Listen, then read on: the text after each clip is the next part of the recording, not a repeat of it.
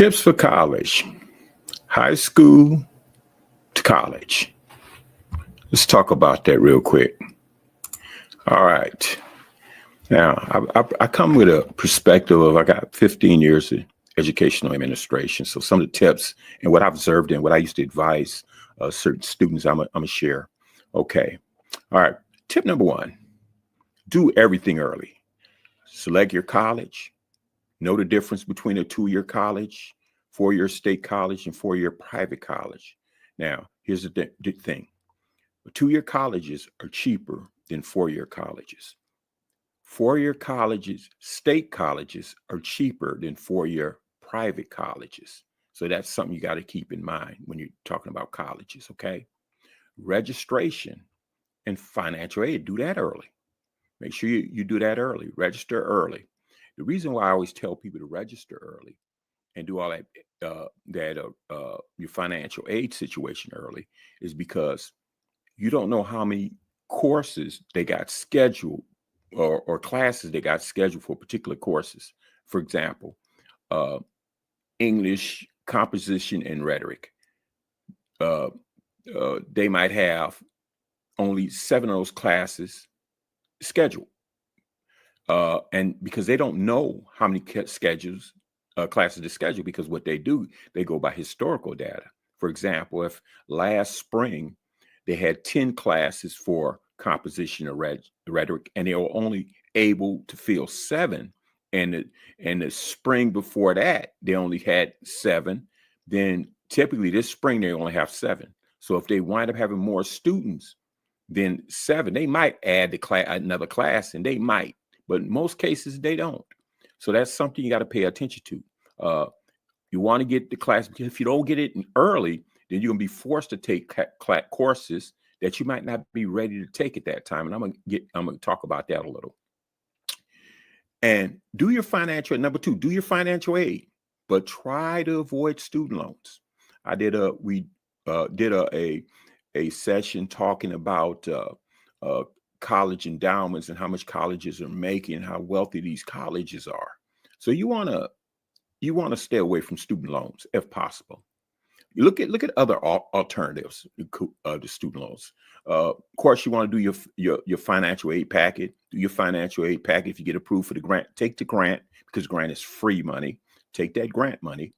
And then, but when they ask you for the different subsidized and unsubsidized student loan, try not to take it, because that money, it looks good, but later on they're going to be looking for that money in return, and you don't want to get in crazy debt with student loans. So that's something I advise. Look at alternatives like other grants or scholarships. But again, you got to do everything early.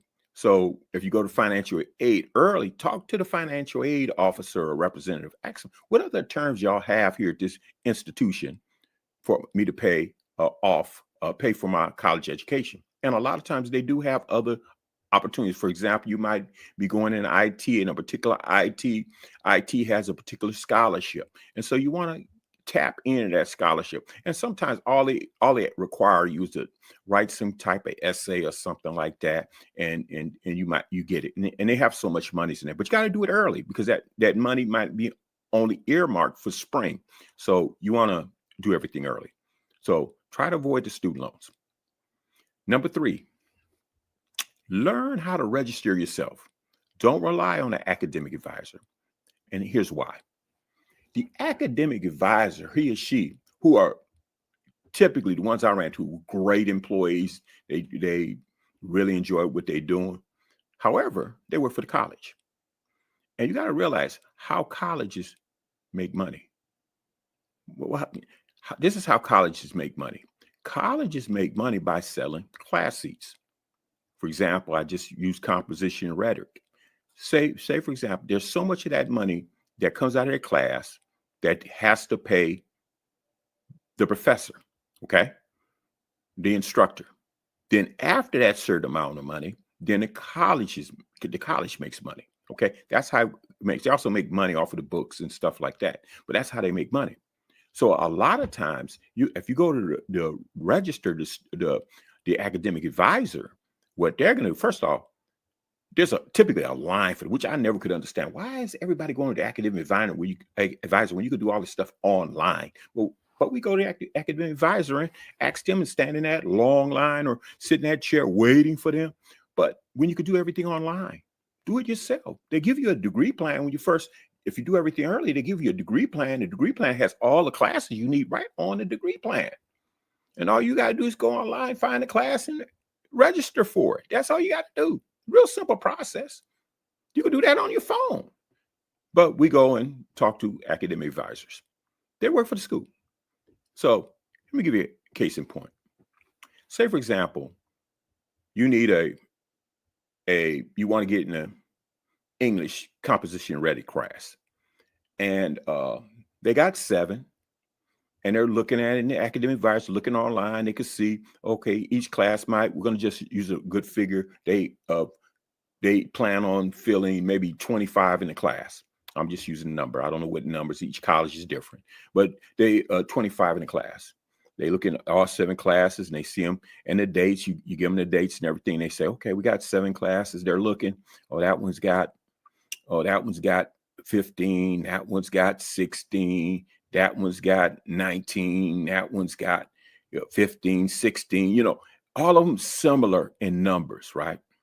And they're no more than 9 from filling up the class. But they look over at a certain science class, and they're looking at this science class. We'll say biology. They're looking at a biology class, and they're noticing, okay, we got like 5 of these biology classes. That one's got 2. That one's got 3. That one's got 4. Then they're looking at your degree plan. They'll say something that you like.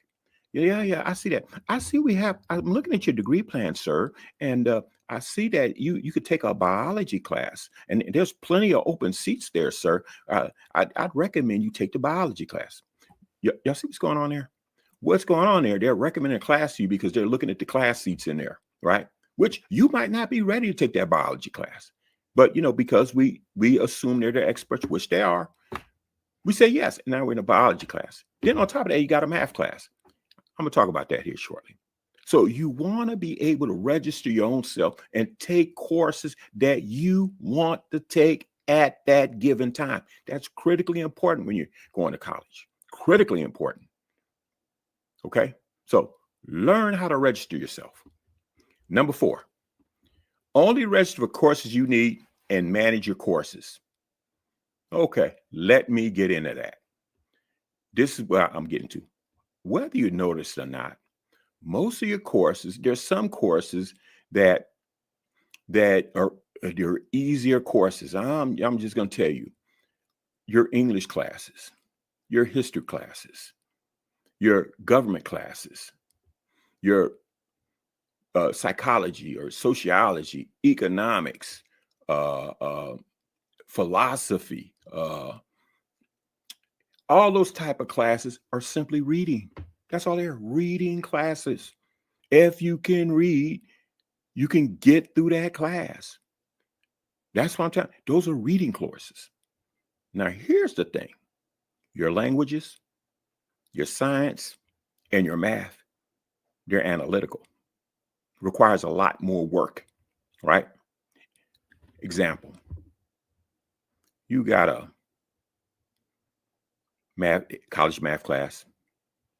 I'm gonna hit you with physics. You got a physics class. And you got a language class, right? And you got one English class, right? Unless you got 140 IQ, right?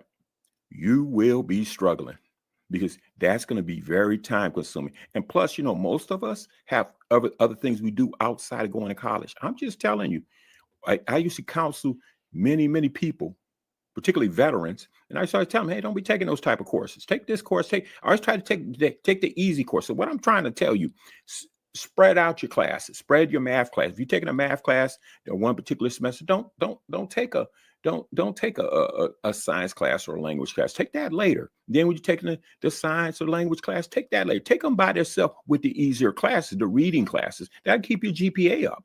I'm telling you what I've seen work. This works. That's what'll keep your GPA. But if you're not doing that, then and you're like me, normal, running around with the normal 110, 115, 120 IQ, then you're gonna be struggling. I'm just saying. Now, but if you got a high IQ and you know you got, go for it. I'm just telling you, manage your classes. Don't take everything. Let me give you another clue on something, and I just want you to think about that. If you take U.S. history 1 and 2, U.S. government 1 and 2, take them around the same time. Why? They're the same classes. No, seriously. Say, for example, they're talking about the Civil War. You're in government. They're talking from a government political point of view. Then you take it, the history class, Civil War. Guess what they're talking about? They're talking about Civil War from a history point of view. It all coincides. It goes together. I'm telling you, history 1 and 2, U.S. history 1 and 2, U.S. government 1 and 2, same courses. I'm just saying, something to remember, okay? I just gave you 4 A's right there. That's 4 A's right there, okay? Number 5, this is my last tip. What is stars and galaxies? Or solar system? This kind of ties back into tip number 4. What are those courses? They're physics. Physics. Y'all familiar with physics courses? Right? Y'all familiar with physics? Yeah. That's what those are. I know it sounds like, oh, I'll be learning about Jupiter and Mars and Pluto. And I actually had students come up to me. Oh, I'm taking Mr. Terry. I'm taking stars and galaxies because I want to learn about Mars and Jupiter and Uranus and all the other planets in the solar system. Can you help? Yeah, that's great. I'm looking at them, right? I'm saying, hey, dude. That's physics, man. That's not what you're going to be doing. Get out of here, Mr. Terry. Get out of here. What you're going to be doing is mathematical equations. How many light years did it take to get from here to Uranus? That's what you're going to be doing. They wouldn't believe me. They jump in that class. A week later, they didn't drop the class. They back him off. Man, I had to drop that class, man. Mr. Terry, that class. I didn't. Didn't I tell you that? So you got to manage those classes. Manage those classes, right? Pay attention to those classes. Some of those classes, like that physics, it sounds good. Stars and galaxies, solar system, sounds good. But those are what I call brain-wrecking courses. Also, your college math. If you're not good in math, you definitely better not be taking physics, okay? Because once you get in the physics class, the instructor, he or she is not sitting up there and explaining the equations from. More than likely, they're going to be looking at your equation. By the way, don't take this the wrong way. But I've noticed in a lot of the college classes, I'm just saying that these physics classes, most of those people, that the physics instructor, don't get me wrong, there's some Americans here and there. But those people are like from Russia and Ukraine and all that kind of stuff, and from the Middle East. I'm just saying, that's what I've noticed. The ones I ran into, just saying. Okay, so they got a different culture and they got that accent and they looking at you. They expect you to know that stuff. They ain't gonna sit up there. They might even embarrass you in class. What you mean you don't understand this? What you took the class for? They'll be asking you that, right? So mind the classes you're taking. I know I'm being silly, but I just want to get that across. Mind the class. That's my 5 tips for college. Again, you have a great day.